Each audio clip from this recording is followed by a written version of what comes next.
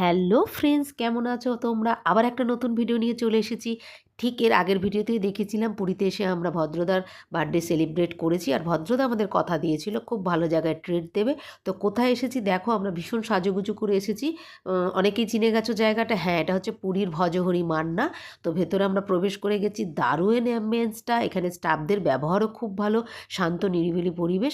বেশিরভাগ সময় এখানে কিন্তু খেতে গেলে দুপুরের লাঞ্চ লাইন দিতে হয়। আমাদের কপালটা ভীষণ ভালো ছিল, লাইন ছিল না। তো আমরা এসেই ঢুকে গিয়েছিলাম।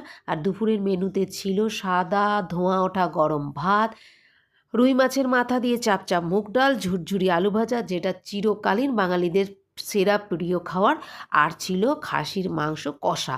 আর দুপুর হয়েছে, খিদে পেয়েছে, জিভে জল। তো সব ছবি খুব সুন্দর করে তোলা হয়নি, যেটুকু তুলেছি সেটাই শেয়ার করছি।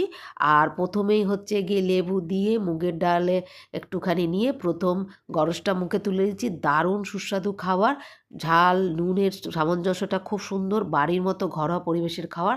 আর বাচ্চারা যেহেতু পোলাওটা প্রেফার করে, ওদের জন্য নেওয়া হয়েছিল বাসন্তী পোলাও আর চিকেন কষা।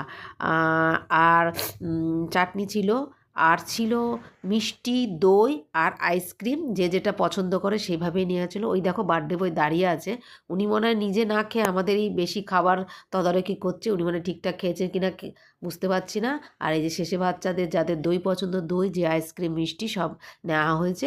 আইসক্রিমটা নলের গুঁড়ো আইসক্রিম ছিল, দারুণ ছিল খেতে। মানে এই দারুণ লেগেছে এখানটা। তোমরা কে কে ভজহরি মান্নায় খাবার খেয়েছো, কেমন লেগেছে এখানে খাবার, কমেন্ট করে জানাতে ভুলো না।